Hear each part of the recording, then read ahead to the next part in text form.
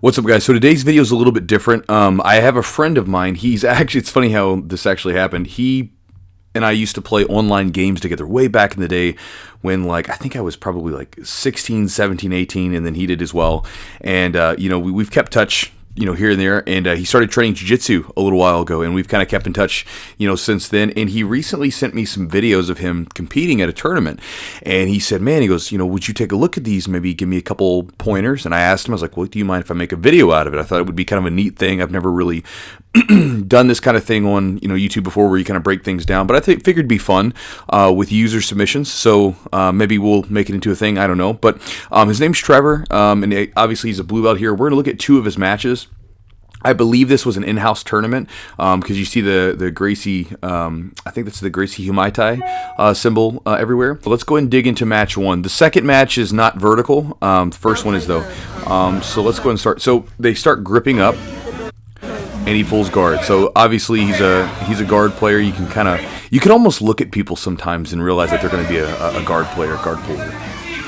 So you'll notice he plays the right hand cross collar pretty heavily for both of these matches here. And this is one of those things where if you're getting into the grip battle, understand that, if someone's grabbing that, you really have to address that early on. But Trevor does a good job of, maintaining that grip for posture control and everything else. Now, right here, one of the things, and I'm not going to talk about every single thing because I could, again, you can just pick apart everything, right? Sometimes when even my own matches, I can look back at them and be like, man, I could have done this better.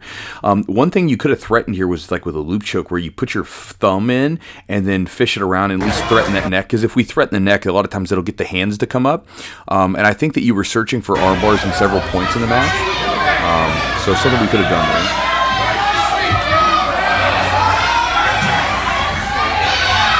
Bad.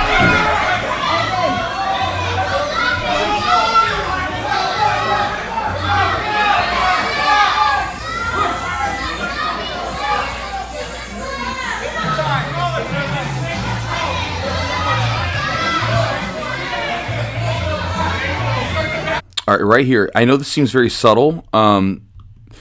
If you look right here, watch this knee right here. He's got his right hand forward in the chest, right knee slides in. Okay, now that's an interesting thing. So that's the way that basically we used to always learn how to break guard back in the day. And it's not a bad technique, but you have to be careful with it. And one of the things that you can do to counter that is using a flower sweep. I brought it up just in case the question came up, like, what am I talking about? Flower sweep. I'm talking about this sweep here, where basically as soon as Chad brings his knee into place, we basically just knock him off balance. So as soon as he brings that knee into place, boom, we can just knock him off balance. And that's the best timing for it that I found, is as soon as they bring that knee in, you just kick that leg up. So consider looking at the flower sweep as a possible option, because it comes up multiple times here. See right there, where the knees are, because when those knees come inward like that, and then the base becomes more narrow, the person can be potentially off balance.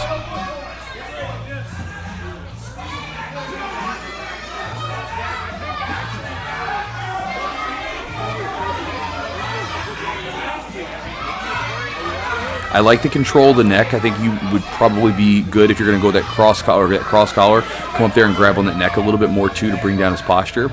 Now, right coming up here, we're going to look in this. So you start kind of, I can't see, and again, this is one of those things with coaching, I can't really see everything that's going on, and I can't feel what you feel, but it looks like you had an opportunity where if the Kimura wasn't there, you could have maybe done a Kimura sweep. Because you've got it looks like you have the grip there and you were trying to get it there. Well, if this guy's base comes down like this, just keep this arm here to block the base and then come up to the other elbow or post in the hand, and you can drive your hips up and maybe knock him off balance for a sweep. But you bail on it and then kind of come back to the position.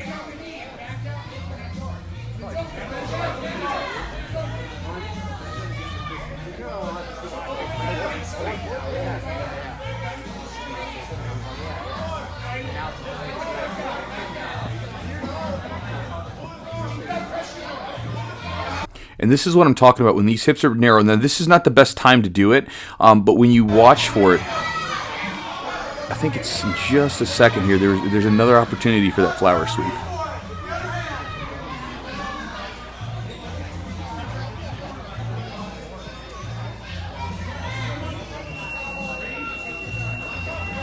right there. See that? So this is the point where you would do it. So and you got to set this thing up, but basically you would have this pant grip, right? And then you would have this sleeve grip, and you would just put this foot down on the mat. You just kick the guy right over. And again, you have to time it when the feet come in like this. This is the trick of the flower sweep. It's a very simple move, but it's the timing that you need. And when they bring their knees in like that, that's the best time to go for it. So if this kind of thing happens to you a lot because you're a guard player, consider adding that flower sweep into the mix a little bit. Now the guy gets a pretty good guard passing attempt going for you, or going on you.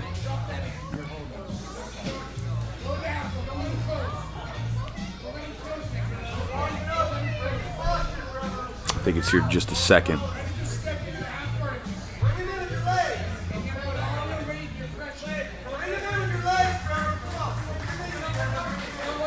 Yeah, and the thing is that you could do a little bit more with posture control. This grip now at this point is pretty weak. A low collar grip like that's not going to be very strong. I know your grips might be tired. When this happens, you could consider going for like a 2-on-1 grip here, where you grab two hands on their one grip and then pull them in. That might be a little bit stronger, especially with this guy where it looks like he's a pretty strong dude. He's just like driving his up and getting good posture. So maybe consider breaking that grip off there so he's not able to do that. Now, the guard's broken, okay, from here. And he starts passing. And then right here, we see this butterfly hook here. You're not able to use it effectively, but we've got the lift here. The thing that's happening right now is you're flat on your back. So what we would want to do is if your left leg is in place like this, we would want to get you to shift to your right hip so that you could create the angle and the tilt, and you would have to make sure that you stop him from posting on his right arm right here. So if you could get a hold of with like the right arm on this side and then turn to the right over here and kick, you could potentially get a good sweep there. Now, the coach gave him the cue to pass to the right, and he immediately passed to the right and got a good strong pass. And notice that right there at the end. Again, I'm just sort of picking at you here, Trevor. So right here. At this point, he's past your hips, and you're still pushing. So at this point, this is not going to be very strong, and we need to start getting to our side, either turning away from him or turning towards him. From here, you'd be better off to use your elbows, right? Your forearms and elbows as the frame, not the hands pushing out like that. He's able to pass. And again, when I'm doing this match with you, Trevor, you do a lot of things right. So again, I'm trying to pick things apart so this way you can maybe make some sort of improvement from it, or maybe get another set of eyes on your match.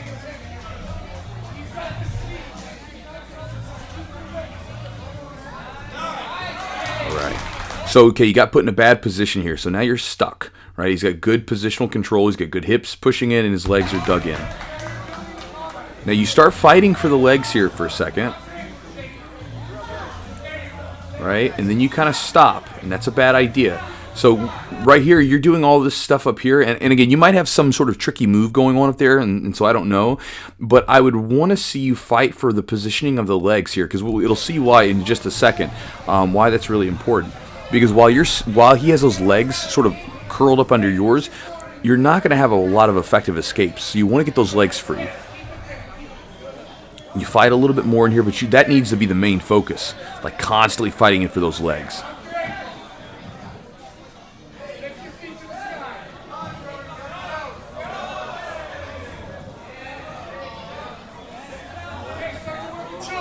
Now, I like this push on the hips. That's not bad. I would stay here and continue to try to push on that. Obviously, your neck's exposed, so you have to defend that. But I like the push on the hips. Now, notice at this point, their legs are no longer glued under yours, right? So now, you do a good bridge and upa escape, right? Now, he starts going for the armbar, but that happens, right? Because you're able to bridge. You cannot bridge properly and have that drive off the hips with their legs glued up under yours like this. But when you bridge now, you have some power because his legs are no longer under your hips. Comes up, has a fair armbar attempt. You do a good job of stacking them, right? Not allowing him to come up there.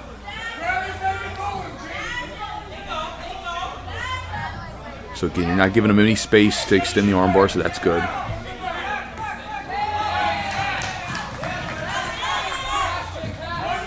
And we're back into your position as a guard player. Looks like you got a butterfly hook here on the right side, I think.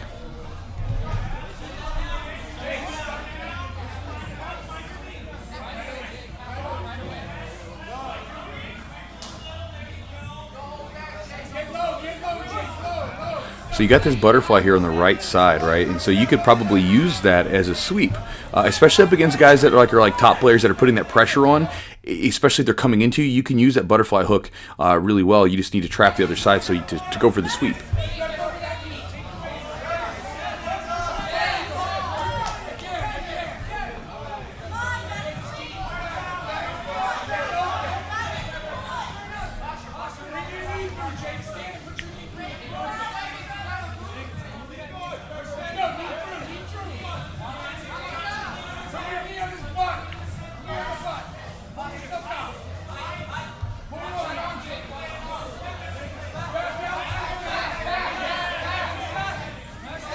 Starts to pass. Got a good pass. You kind of, it looked like you went for kind of like a halfway attempt on the armbar, and so it wasn't going to threaten him or get the position. Now right here, man, at this point I have to say my hat's off to you, because at this point you're down.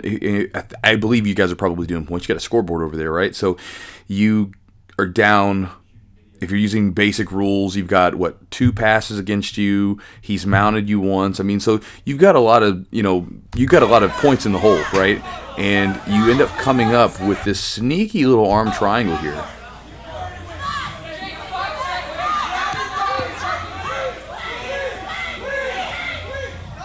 I was impressed with that, man. That's awesome. So I was able to pull out the submission. Let's take a look at it again. Pull out a submission when you were getting smashed, basically. I mean, because for the most part, you had some threats from the bottom, but on the points, basis, you're getting crushed in the points, and then you end up getting this this nice little arm triangle.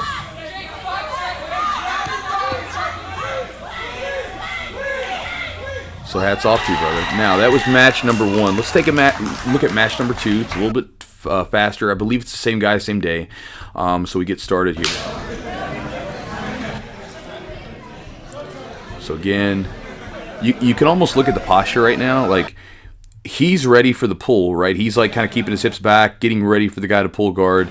And you can see Trevor's just like, he's standing straight up. He's just like, I want to basically grab something and sit back.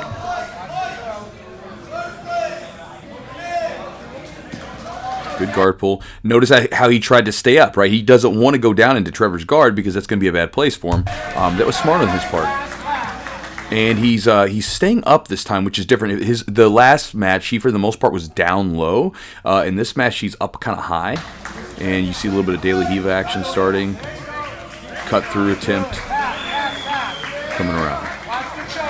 Now this time, Trevor, when he's passing, you do a better job of not falling back flat to your back. Now you got a headlock, maybe something you can use, but you do a good job. Now this is important right here, just to show. You're blocking this arm, and whether you know it or not, that's really important, because this is the arm that would come up and grab your neck. And so by blocking that, it's very hard for a person to basically secure that side control right there. And then he's able to back out of it. So good. Get back to position. Again, it looks like we're kind of in a butterfly. I can't tell what that leg's doing right now. So yeah, you're in a butterfly position again. So I think, man, butterfly might be a position to think about using. Because it looks like you end up there sort of naturally. So maybe start working a little bit of butterfly guard. And your buddy here, he's doing a good job of not allowing you to get him into guard this time. So that's smart on his part. We would just need to break that collar grip off to stop it. And right here, you could think about maybe taking your left hand and coming down to this ankle, grabbing like a De La Riva guard to sort of take him off balance. But, again, you almost got him there and almost came up into something, and you secure the triangle lock.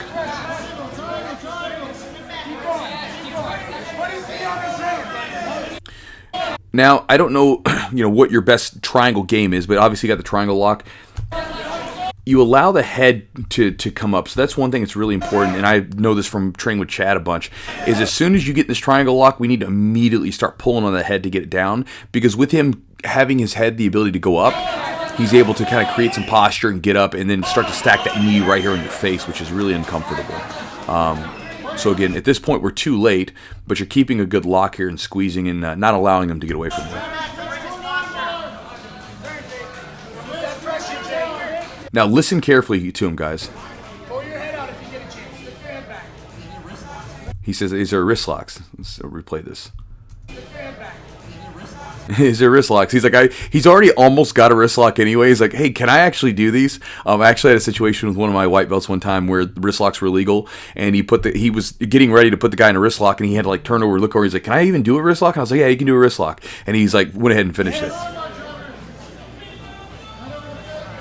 Boom. So he got the wrist lock, and we'll take a look at that transition again. So he's playing kind of like a. So right here. All the way back. So he's here, he knocks him off balance here. Guy comes back up, but he still has that left, or this guy's right hand pulling through, and so Trevor's able to pull him into the triangle.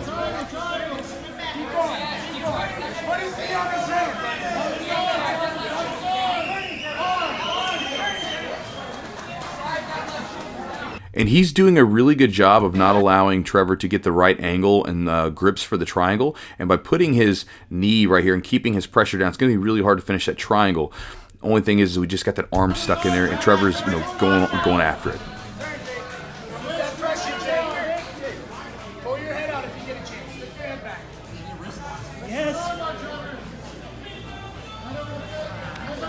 It's a good match.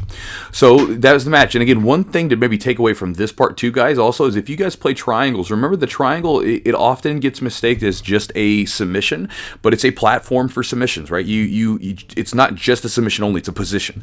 There are tons and tons of weapons from the triangle. So even if you're not like, maybe you don't have the longest legs in the world, so you can't get like a really good deep lock on a triangle, you can always use it as an option just to set up other stuff. But that's the breakdown. So again, we just kind of went through and Trevor some things to look at. One thing I would think about is the flower sweep. Maybe consider looking at how to set that up from your full guard. It might work really well for you. The butterfly grips, or butterfly hooks, I think you should maybe invest a little bit of time into playing butterfly because you ended up there naturally several times, and I think it would be useful for you for counters and everything else.